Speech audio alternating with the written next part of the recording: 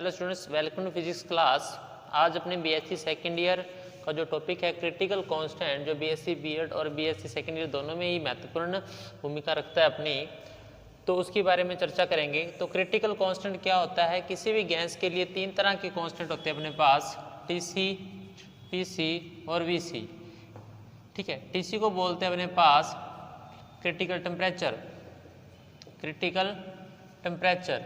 ठीक है, इसको बोलते हैं क्रांतिक ताप और इसको बोलते हैं प्रेशर। ठीक है, क्रिटिकल प्रेशर, क्रिटिकल वॉल्यूम। ठीक है, हिंदी में भी सुन लो इसको, क्रांतिक ताप, क्रांतिक दाब और क्रांतिक आयतन अपने पास तीन प्रकार के होते हैं। तो ये होते क्या हैं? अपने पिछली वीडियो में जब इनके प्रायोगिक प्रैक्टिकल डायग्राम्स ऑफ ग्राफ बनाए थे, पीवी वक्र बनाए थे, इस पीवी वक्र को अपने क्या बोलते हैं? देखो, वेरियस टेम्परेचर पर पीवी ग्राफ बनाते हैं, उसको बोलते हैं आइसोथर्मल, आइसोथर्मल ग्राफ। ठीक है, यानी समतापीय ग्राफ बोलते हैं। ठीक है, दोबारा सुनो, पी दाब और आयतन के बीच विभिन्न तापों पर ग्राफ बनाए थे, जैसे CO2 गैस के लिए अपने बनाए थे, आपको ध्यान होगा। ठीक है, इस प्रकार से। तो एक 31.1 डिग्री सेल्सियस पर एक ऐसा टेम्परेचर आया था। ठीक है, यहाँ पर एक ऐसा पॉइंट आया था अपने पास कि अगर इससे ज़्यादा टेम्परेचर हो, यानी किसी गैस का, CO2 गैस के लिए बात कर रहा हूँ एक बार, कि CO2 गैस का अगर टेम्परेचर 31.1 डिग्री सेल्सियस से ज़्यादा है ना, 31 डिग्री सेल्सियस से ज़्यादा है, तो जितना मर्जी प्रेशर को इंक्रीज कर लो। ठीक है, जितना भी ज़्यादा प्रेशर को इंक्रीज कर लो, वो ये CO2 गैस है वो लिक्विड स्टेट में नहीं आएगी, लिक्विड स्टेट में नहीं आएगी। ठीक है, या ऐसा कहें, ऐसा टेम्परेचर जिस पर प्रेशर की वैल्यू बढ़ाने पर वो जो गैस होती है वो अपनी द्रवित अवस्था में नहीं आ पाती, अपनी लिक्विड स्टेट में नहीं आ पाती, उस टेम्परेचर को बोलते हैं क्रिटिकल टेम्परेचर, क्रिटिकल टेम्परेचर। ठीक है, इस जगह पर पॉइंट P मानता हूँ, तो इस पॉइंट P पर जो क्रिटिकल टेम्परेचर की वैल्यू आती है अपने पास CO2 गैस के लिए 31.1 डिग्री सेल्सियस आती है। ठीक है, अलग अलग गैसों के लिए अलग अलग वैल्यू आती है इसकी। ठीक है, वो अपने प्रैक्टिकली वैल्यू उनके अलग अलग निकाल सकते हैं, लेकिन ये जरूर है कि प्रत्येक गैस के लिए क्रिटिकल टेम्परेचर की वैल्यू अपने पास होती है। क्रिटिकल टेम्परेचर पर जितना प्रेशर होता है उस प्रेशर को बोलते हैं क्रिटिकल प्रेशर। ठीक है, क्रिटिकल प्रेशर, क्रिटिकल टेम्परेचर पर जितना प्रेशर होता है इसको बोलते हैं क्रिटिकल प्रेशर, और जितना वॉल्यूम होता है उस वॉल्यूम को बोलते हैं क्रिटिकल वॉल्यूम, क्रिटिकल वॉल्यूम। ठीक है, ठीक है, बहुत सारी गैसों के लिए ये ग्राफ इस प्रकार से आता है, यानी शुरू में क्रिटिकल टेम्परेचर की वैल्यू है, जैसे जैसे प्रेशर बढ़ाते हैं अपने पास और आयतन अपने पास बढ़ाते हैं, शुरू में बढ़ता है, लेकिन एक पॉइंट के बाद वो वापस डिक्रीज होना स्टार्ट आ जाता है, डिक्रीज होना स्टार्ट आ जाता है। ठीक है, इस प्रकार से डिक्रीज होना स्टार्ट हो जाता है। ठीक है, अब अपने आगे करते हैं, क्रिटिकल कांस्टेंट की वैल्यू फाइंड करते हैं।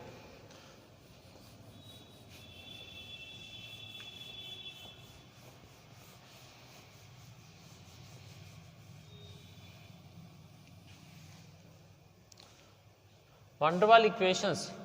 ठीक है, P plus A upon V square V minus B equal RT, equal RT। अगर मैं यहाँ से P की वैल्यू निकालूँ तो RT upon V minus V minus A upon V square, A upon V square.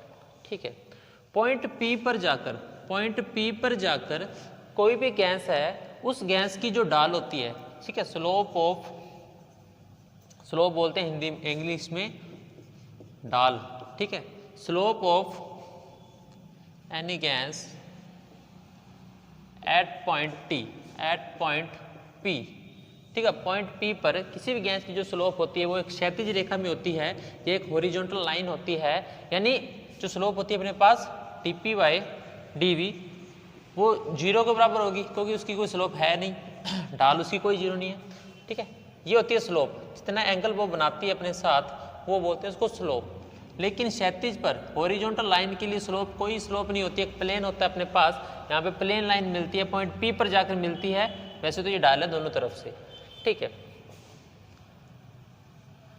इसलिए dp/dv इक्वल टू t रखा है मैंने एट कांस्टेंट t, ठीक है। ये आपको ध्यान है कि किसी भी चीज़ की स्लोप निकालनी है तो dp उसका डेरिवेशन अपने करते हैं किसी के रिस्पेक्ट में, ठीक है। नेक्स्ट बात करता हूँ रिफ्लेक्शन पॉइंट के लिए। देखो क्या होता है, रिफ्लेक्शन पॉइंट क्या होता है, दोनों तरफ से ढाल अपने पास क्या है, अपोजिट डायरेक्शन में है, ठीक है। इधर भी ढाल इसकी अलग है, इधर भी ढाल इसकी अलग है, तो रिफ्लेक्शन या सॉरी फ्लेक्शन पॉइंट होता है जो फ्लेक्शन पॉइंट, ठीक है, हिंदी में बोलते हैं इसको नति बिंदु, नति बिंदु बोलते हैं इसको, ठीक है। इसके लिए जो कंडीशन आती है इसका डबल डेरिवेटिव आएगा, यानी d² p/dv² t at constant 0, ठीक है। ये भी 0 तो ये भी अपने पास 0 ही अपने पास आएगा, ठीक है। अब मैं क्या करता हूँ, क्रिटिकल कांस्टेंट की वैल्यू फाइंड करना स्टार्ट करता हूँ।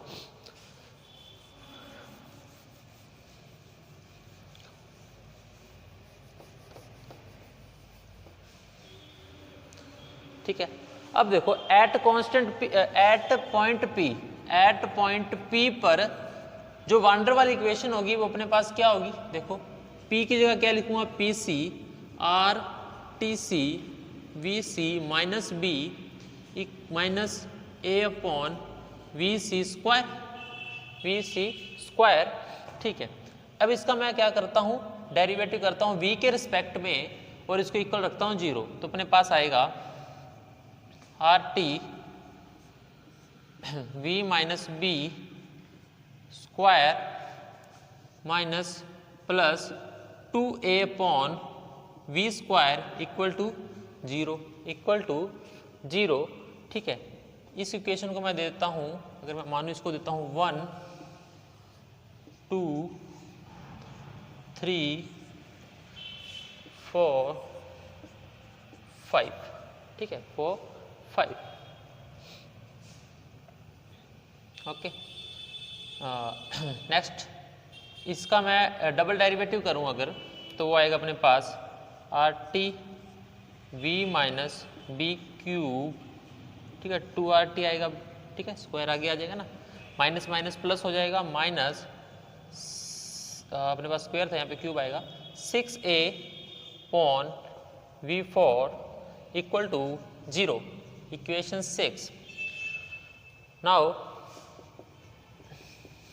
इन पर भी मैं क्रिटिकल कंडीशन की फॉलो करता हूं, तो अपने पास क्या होगा,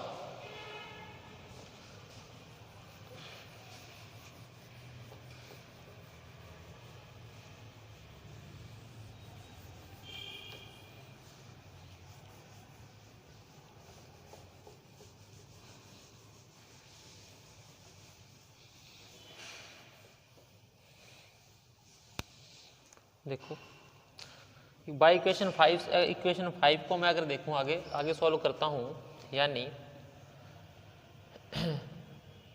देखो क्या लिख सकता हूं, इक्वल बराबर 0 है, तो इसको मैं इस प्रकार से लिख सकता हूं। यहाँ पे मैं इसको थोड़ा सा मॉडिफाइड कर रहा हूं, देख लेना, यहाँ पे आ जाएगा माइनस, इक्वल आ जाएगा और ये माइनस और समाप्त हो जाएगा अपने पास, ठीक है।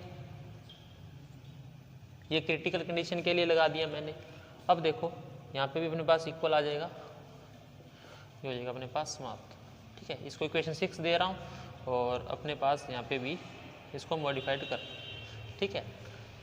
ये इक्वेशन मेन थी, इसका मैंने अवकलन किया, फिर दूसरी बार अवकलन किया, दोनों को इक्वल 0 रखा, तब अपने पास इक्वेशन 5 और इक्वेशन 6 आ गई, ठीक है। अब देखो इक्वेशन 5 को डिवाइड करता हूँ 6 से, ठीक है। इक्वेशन 5 को 6 से भाग देने पर क्या आएगा, तो अपने पास आएगा, देख लो, RTC VC minus B whole square upon में 2RT VC minus B cube equal 2A upon में VC cube 6A VC4, 6A VC4, ठीक है। सॉल्व करता हूँ। RT से RTC अपने पास कैंसिल हो जाएगा और एक VC माइनस B भी अपने पास रह जाएगा, ठीक है। तो यहाँ से ये कैंसिल होगा, VC minus B equal two, ठीक है, ठीक है, VC/3 रह जाएगा अपने पास, VC/3 रह जाएगा। इसको आगे सॉल्व करूँ मैं तो क्या आएगा, B की वैल्यू निकालूँ तो half VC/3 equal B, C 3VC 2VC equal B,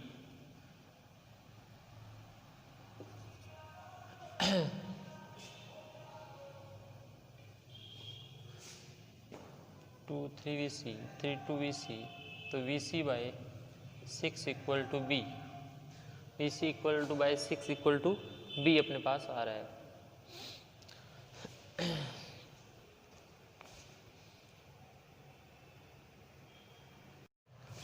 अब यहाँ पे अपने जो B निकाला है तो हाफ इससे मल्टीप्लाई करेंगे तो हाफ भी आएगा साथ में, ठीक है। तो इधर से अपने पास जो VC की वैल्यू आएगी वो आएगी 3B, ठीक है। VC की वैल्यू कितनी आएगी, 3B अपने पास आएगी। यहाँ से VC की वैल्यू 3B आई है, इसको वापस मैं पुट करता हूँ। देखो इसको इक्वेशन 7 दे देता हूँ। इक्वेशन 7 को, equation 7 put in equation 5, equation 5 में इसको पुट करता हूँ तो क्या आएगा अपने पास, RTC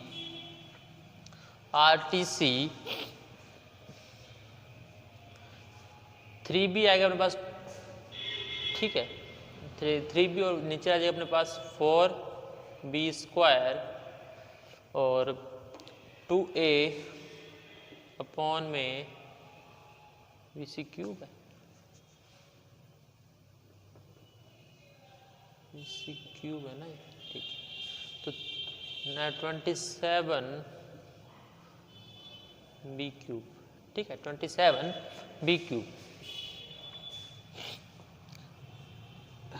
ठीक है। 8A 27BRTC, ठीक है। क्रिटिकल टेम्परेचर की वैल्यू ये, क्रिटिकल वॉल्यूम की वैल्यू ये अपने पास ये आ गई, प्रेशर की वैल्यू रहेगी, प्रेशर की वैल्यू देख लो, ठीक है।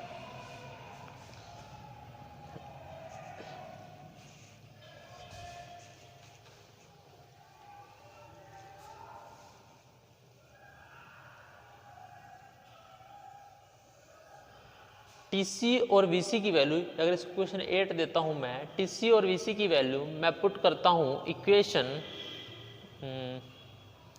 अगर आप इक्वेशन किस में पुट करोगे, इक्वेशन 6 में पुट करने पर, ठीक है। इक्वेशन 6 में पुट कर दो तो अपने पास क्या आएगा, किसी में भी पुट कर दो कोई फर्क नहीं पड़ता। अगर आप 4 में पुट कर दो, ठीक है, equation 7 and equation 8 put in equation 4, ठीक है। तो PC की वैल्यू डायरेक्ट आ जाएगी यहाँ से, PC इक्वल RTC की वैल्यू क्या अपने पास 8A 27BR 7BR, नीचे अपने पास क्या आ जाएगा 3B minus B 2B minus A 9, ठीक है, 9B², ठीक है। 9B² यहाँ से इसकी वैल्यू आ जाएगी अपने पास, ओके। R से R गया और PC रह जाएगा अपने पास 4A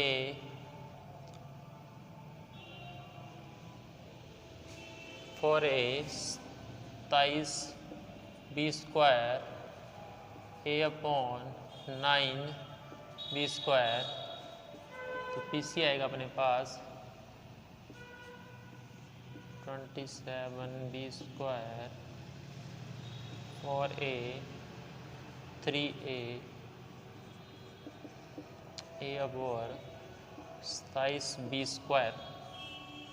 ठीक है, PC की वैल्यू भी आ गई, TC की वैल्यू भी आ गई और अपने पास VC की वैल्यू भी आ गई। ये तीनों अपने पास कांस्टेंट अपने पास आ चुके हैं। ठीक है, अब देखो अपने को पता है क्या होता है, PV is equal to RT होता है ना, तो लगभग ये पता है कि PV अपॉन T तो होता ही अपने पास। ठीक है, PV अपॉन T अपने पास होता है। अगर R के लिए कुछ वैल्यू कुछ भी निकाले अपने, तो अपने इसी प्रकार से करते हैं, P और V को मल्टीप्लाई करूंगा और T से डिवाइड कर देता हूँ। ठीक है, देखो इधर की साइड लिख रहा हूँ मैं,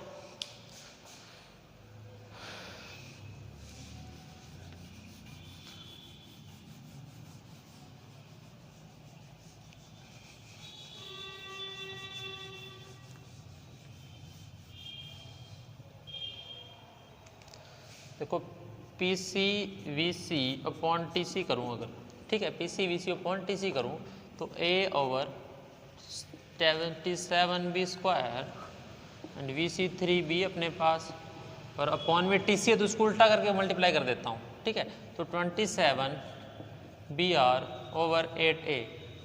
ठीक है, BR है ना ये, 27 से 27। ठीक है, ये B स्क्वायर से B स्क्वायर, A से A, तो 3/8 बचता है अपने पास PC VC और TC। ठीक है, साथ में आ जाएगा एक R। ठीक है, अगर मैं और वैल्यू निकालूँ PC VC TC R, उस तरह लिखूँ R TC 3/8। ठीक है, और मॉडिफाइड करूँ इसको, मैं उल्टा कर देता हूँ, RTC PC VC 8/3 2.63। ठीक है, 2.63 आएगी इसकी वैल्यू, अप्रोक्स बता रहा हूँ, क्या पता इतनी आ रही कि नहीं आ रही। ठीक है, तो इसको बोलते हैं अपने क्रिटिकल कांस्टेंट, क्रिटिकल कांस्टेंट। ठीक है, इस क्रिटिकल कांस्टेंट से की वैल्यू से मैं A और B की वैल्यू भी फाइंड कर सकता हूँ। ठीक है, A और B की वैल्यू फाइंड कर सकता हूँ। ठीक है, देख लो भी, उसको भी निकाल देता हूँ यहाँ।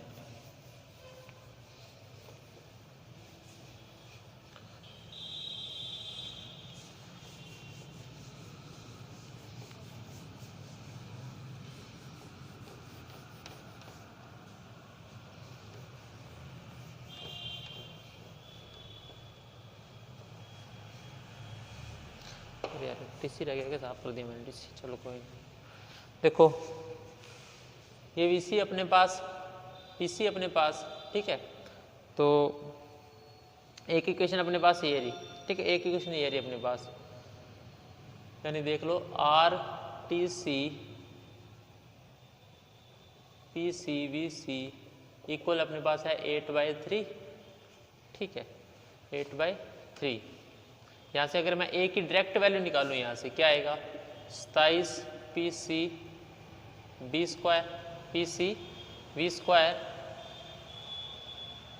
PC B square. ठीक है, और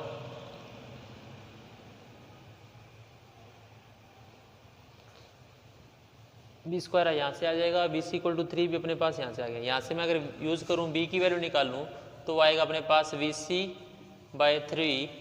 ठीक है, इसको मैं इसके अंदर पुट करता हूँ, तब अपने A की जो वैल्यू आएगी वो आएगी 27 PC ओवर, देखो VC स्क्वायर आ जाएगा ओवर 9 आ जाएगा, और 9 नहीं आएगा, 9 है, हाँ 9, और यहाँ पे आ जाएगा अपने पास 3। तो A की जो वैल्यू आएगी अपने पास क्या आएगी, 3PC VC square, 3PC VC square अपने पास इसकी वैल्यू आ जाएगी। ठीक है,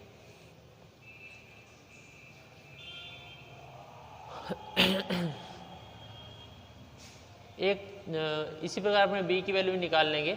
ठीक है, यहाँ पे A की वैल्यू इस प्रकार से आ जाएगी, उसकी उसमें T की वैल्यू TC की वैल्यू यूज करके अपने निकाल लेंगे। ठीक है, अब अपना क्रिटिकल कांस्टेंट का वैसे टॉपिक तो यहीं पे समाप्त हो गया था, यहाँ पे खत्म हो गया था। यहाँ से तो ए और बी की वैल्यू मैं निकाल के बता रहा था किस प्रकार से निकलेगी। ठीक है, तो आज के लिए इतना काफ़ी है, वैसे भी काफ़ी लंबी क्लास होगी आपकी। चलो ठीक है, धन्यवाद।